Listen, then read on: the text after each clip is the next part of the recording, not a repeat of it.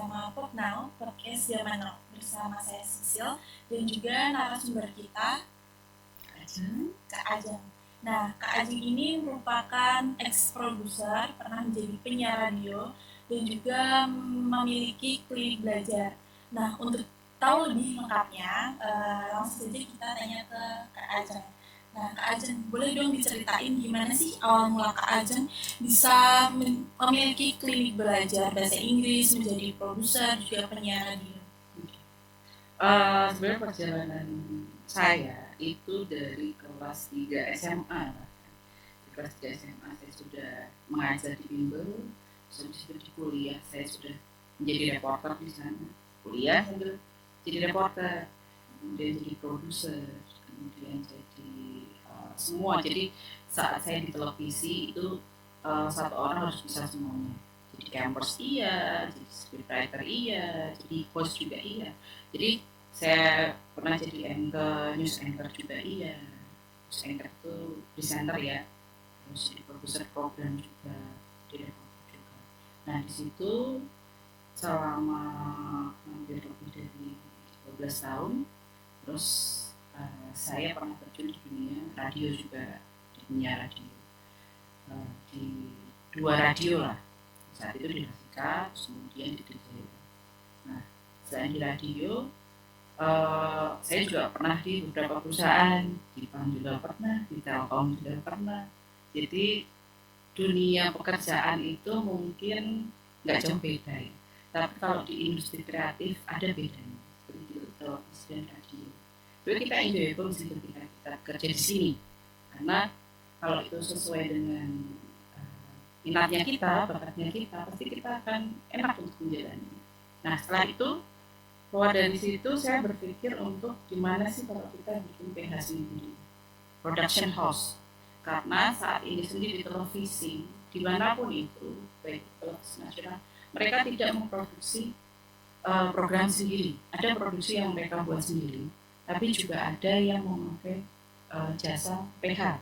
Tahu kan? Kayak misalnya ada picture apa ya. Di televisi kan ada kan? Nah, picture. Nah, itu adalah PH. Ya, infos itu PH yang membantu televisi untuk mengerjakan programnya. Kayak sinetron dan apa itu PH. PH yang PH infos itu kebetulan saya pegang untuk konten lokal.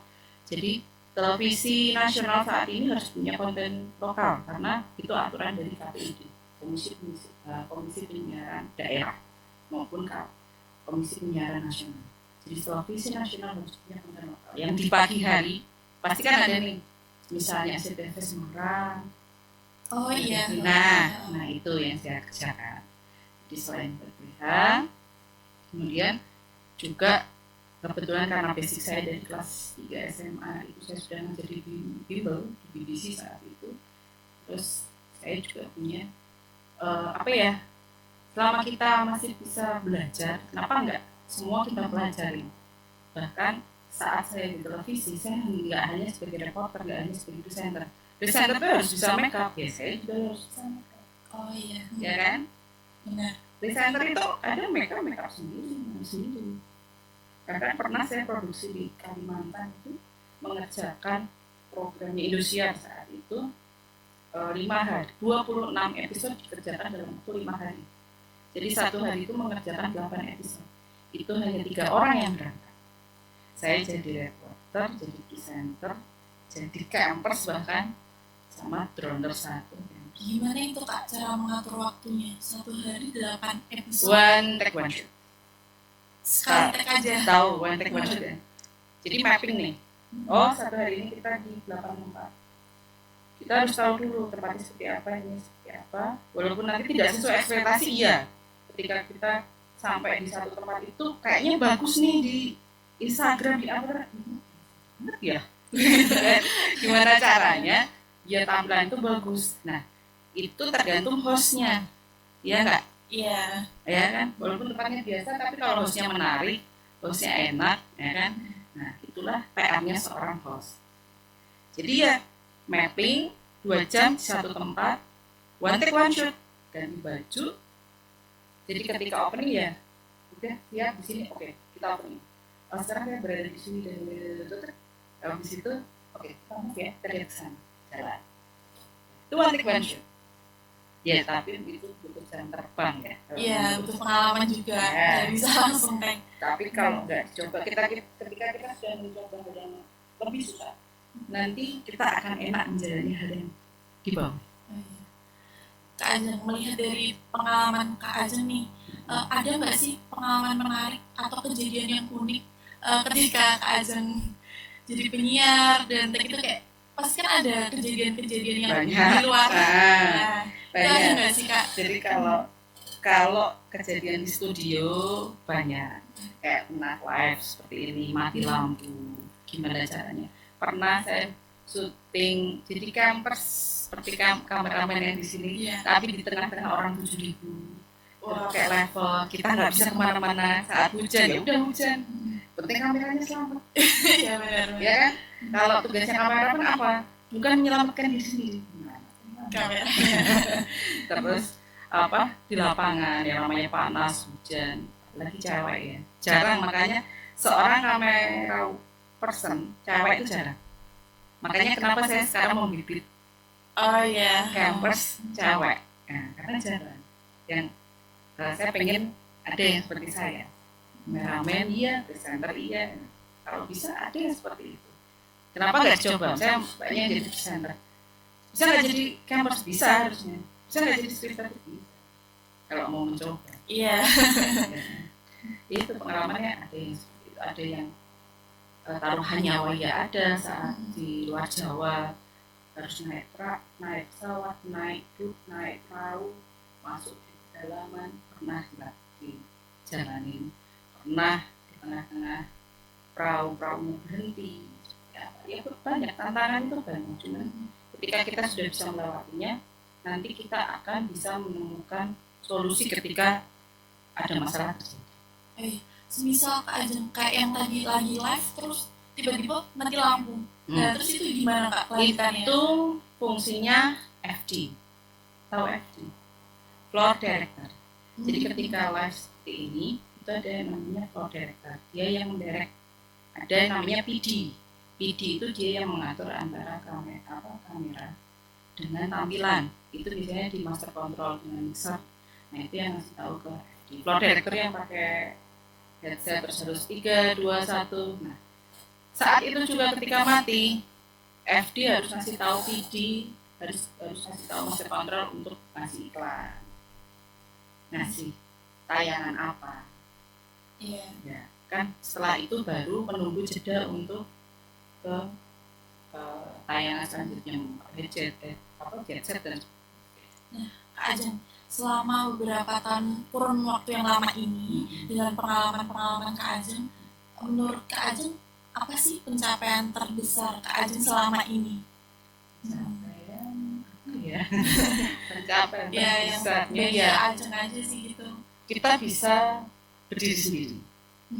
Dalam artian membuka sebuah production house ataupun saya membuka klinik belajar ya itu memerlukan mental.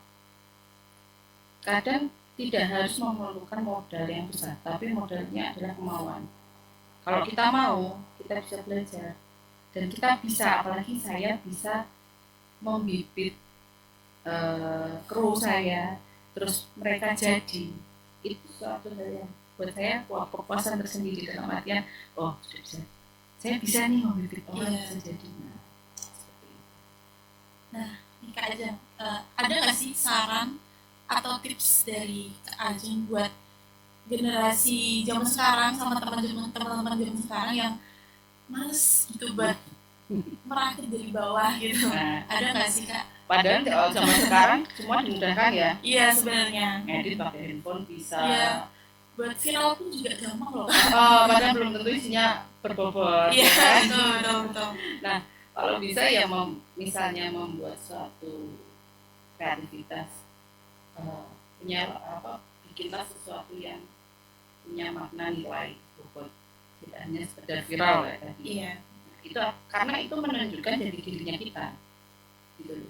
Kalau misalnya kita membuat sesuatu yang cuma sekedar viral tapi tidak berbobot, itu sama aja menunjukkan jadi dirinya kita kan. Iya. Betul. Kalau kita kualitasnya kita bagus, kita itu akan dilihat dari karyanya kita. Makanya jangan tergantung oleh alat juga. Dalam arti ini, alat penting, kamera, tapi ketika alat ada satu dua alat yang nggak bisa, kita bisa pakai kita sendiri. Dalam arti apa? Skillnya kita, Iya benar. kemampuan kita yang kita latih.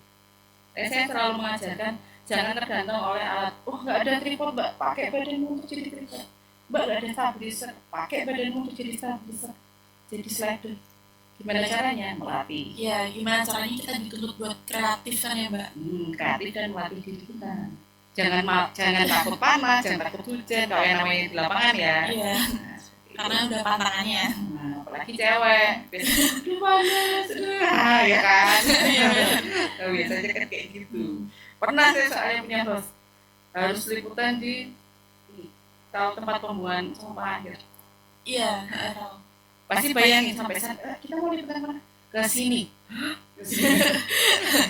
Sabar dulu lah sih. Kotornya berapa hari ini? Dan enggak lebih panas. Ayo, saya selalu ngajarin saya yang terjun duluan. Jadi nggak hanya pintar nyuruh. Ingat itu. Saya buat contoh juga. Tuh, kata orang Jawa jargon, so ngajarin lakoni kan. Nah, kita ngelakoni dulu. Yuk, misalnya masuk ke pantai, ke sungai. Ya udah, aku dulu yang masuk. Sini, padan. Begitu ya. Tapi bagi seorang produser ya, orang yang bertanggung jawab, dia harus punya mental seperti itu. Ketika kita seorang produser atau pimpinan, ya kita harus terjun, jangan cuma nyuruh. Oke Kak Ajeng, terima kasih sudah mau sharing-sharing dengan teman-teman Portal. Nah, oke pemirsa, kita ketemu lagi di episode selanjutnya. Terima kasih.